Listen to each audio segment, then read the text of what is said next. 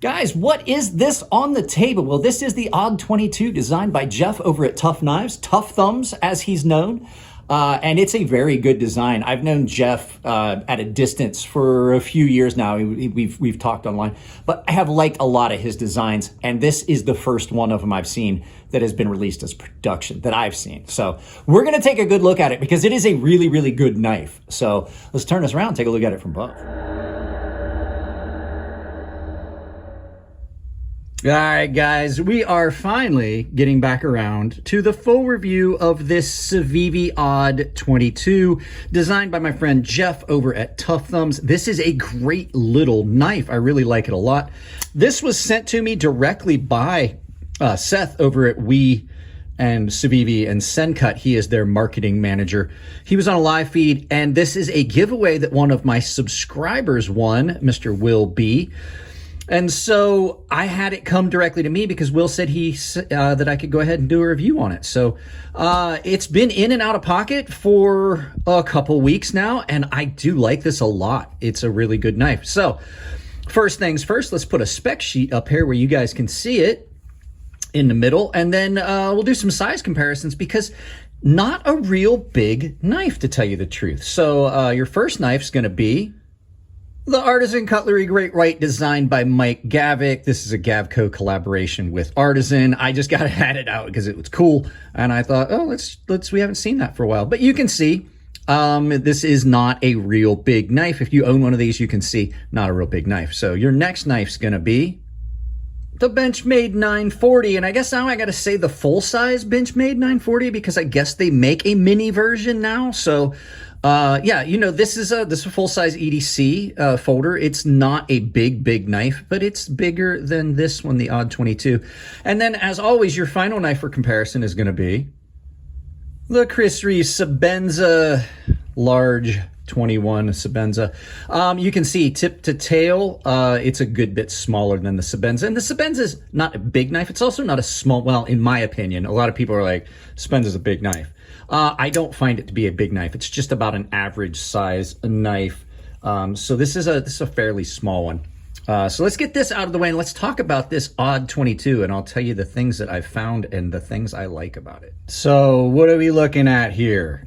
This thing is a great little knife. Now this is the first Civivi I've handled that was in 14C28N. So you've got nice shaped 14C28N blade. That this one has been obviously PVD coated and then stone washed, ground really nice and thin, nice upswept blade. If that's what you're into, I have a tendency to not like these style blades as much, but it's still a very good blade. Flipper and thumb stud, green micarta with black liners that have been heavily weight reduced. Deep carry pocket clip, and it's reversible deep carry pocket clip. Now, Civivi is really good at what they do. I have yet to have very many CVVs that I did not like. They always wind up coming out really good. This does have a couple little things I don't like about it, but let's talk about the good stuff first. So action on this is, as you would expect, really good from Civivi. This has not really broken in yet. I did not use this knife very much because, like I said, it is going to one of my subscribers who won it in the giveaway. But you're looking at really comfortable grip on this. Nice contour to these scales. It's got a really good look to the handles because they have done some milling and chamfering, but they've left the lines, and those lines kind of stand out at you, and it gives it a really good look. You get some contrast on that. I imagine as this wears, you'll have some differences in the coloration on that. So in pocket, nice and light. It's a very good carry. Flipper tab action is great. Like I said, the flipper tab's not huge, and it acts as a really good finger guard. For a smaller knife, it's still pretty comfortable. I've got about a 3 1/4 finger grip on it, maybe a little bit less, just shy of, you know, just a little bit touching on that. I can almost get 4 fingers if I get way up on it, but then it's in an uncomfortable position. I'm really cramped up against that. But just in a natural grip and hold, about 3 1/2. The lockup on it is really good. You've got really good lockup on it. It's nice and stable. There is no blade play in it. And like I said, this is ground just about in that Goldilocks zone for cutting. In cutting, it is comfortable to cut with. You've got that nice rounded handle with the belly here. I like knives that have that contour here, as long as I don't feel like I'm forced into the flipper tab, which I'm not on this one. So you can get some heavy cutting on that. There's some jimping here on the spine that actually is really good. It has not been softened off too much. So you got a lot of bells and whistles on this for a fairly new knife, but I would expect nothing less from Jeff over at Tough Thumbs. He's an awesome designer. He's been making knives for a while, and a lot of his designs are really good, super functional. Does have a lanyard, it does have a lanyard post. I was gonna say it does have a lanyard hole. You can see this is what I was talking about. I like the option to have a lanyard. So what they've done here is they've provided you with this little post. It is not up where you're going to get it cut. So if you tie your lanyard on there good and tight, you should have zero problems with cutting your lanyard and losing your expensive lanyard bead if you happen to have one on there. So all in all, that's all the good stuff. There are a couple small little things that I always find in knives. I find some small things that I don't like. So let's flip this around and let's look at the flip side of the coin, some of the bad stuff. So there are only a couple of small things that I've noticed. First and foremost, I just wish there was a little more access to the lock bar on this liner lock. It's a little tight. It's not horrible. I definitely have had knives that had less, but it's a little tight because it's narrow, and then they didn't drop that down as far as I would like. Now, the downside is if you do cut that down much further, you get it kind of feels a little unusual in hand, but you know, I can see why they did it. Next thing, I'm still not a fan of the pocket clip. On this knife, it's not horrible, but it is in that pinch.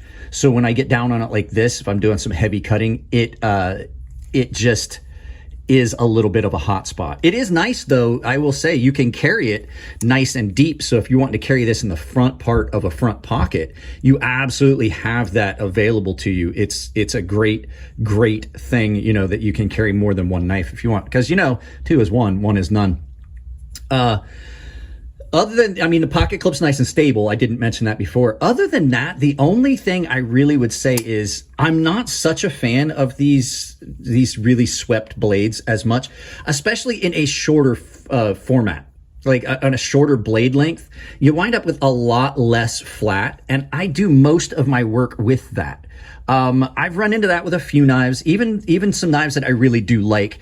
I wish that the blade had a little bit more flat and a little less sweep, but it is very well done, and it's a very functional blade. And like I said, cutting, it does work really well. So that's basically all the stuff I've got on it. This is a really good knife. I'm glad to see they're available. I will be putting a link for purchase link in the description below. Probably Blade HQ. I'll put a link to this one and maybe a couple of these. I mean, you can pick and choose, you know, but the link will be down there. I'll also put a pinned comment in the comment section. I like this a lot. I do. I think it's a really well done mid-size carry. It's not large. It's not small. It's not a gentleman's folder, but it's not like a big over the top tactical knife. So it kind of falls in that everyday carry category. So there you go, guys. Let's turn this around, do some final thoughts, send you out about your day. Like I said, I didn't do a lot of cutting with this. That's why the video is a little bit shorter. Plus, there's not a lot negative to say about it. So usually the backside of it's a little longer. So let's turn this around and get you guys out of here. So yeah, this is a great knife. I would expect nothing less of Civivi or Jeff. Jeff has very high standards about his stuff. This is a really nice little knife. It is, like I said, it kind of is in that realm of what I would consider my typical day-to-day EDC carry size. I don't carry like the big knives anymore. Like I said, I'm not in the military. I don't work for the government. I don't spend a lot of time in the outdoors. So a day-to-day carry, this thing is great. Screams to cardboard. It's amazing. And like I said, 14C28N, one of my favorite steels. So guys, that's it. I would like to thank everyone that was in the massive live feed last night. It was huge. Thanks to everyone. We had at the end of that 600 separate viewers on that live feed. So lots and lots of fun. If you guys like the videos, give them a thumbs up. If you don't like them, give them a thumbs down, but tell me why. I can't change the content if you don't tell me what you don't like. If you want to support the channel, it's as simple as like, share, subscribe, drop a comment, hit the bell icon. If you do hit the bell icon, make sure you've got notifications set to all. And the likes are super, super important. If you guys watch a video for more than 30 seconds, it doesn't matter whether it's my channels, Jared's channels, anybody's channels. It doesn't matter. Not liking that video, it does not benefit the channels you love. So if you love a channel, like the videos. It definitely helps them on the algorithm. If you guys want to support the channel financially, there's a ton of ways. I have a ton of affiliate links. There will be an affiliate link for this down below as soon as I get it set up, both in the description and in the comments section pinned. But there's other ways you can do it. There is Coffee Brand Coffee, Atlas VPN. There's a lot of affiliate links down there. If you want to support the channel in other ways financially, I have a membership that is tier-based. Holy crap. Sorry about that. Apparently, ambulance just drove right by my house. Like I was saying, I have a membership that is tier-based. Everyone that's a member has access to my Gilded server, which is just like Discord. Baseline and premium tier members are entered into giveaways that I typically do on the Gilded server. Occasionally I do them here in live feeds, but it's only for the members. And then the premium tier guys have access to a sharpening tutorial series that I do here on YouTube that is behind a paywall for them and them alone. The final way is I have a merchandise store where you can pick up my merchandise or other creators' merchandise at a discount if you use the coupon code CrazySharp, capital C, capital S, CrazySharp, all one word, saves you 10% at checkout. Guys, I love you all. Keep in mind, I will be doing the 10,000K giveaway sometime after New Year's, so I'll get it all set up and figured out. If it's your birthday, happy birthday, and I will see you in the next video.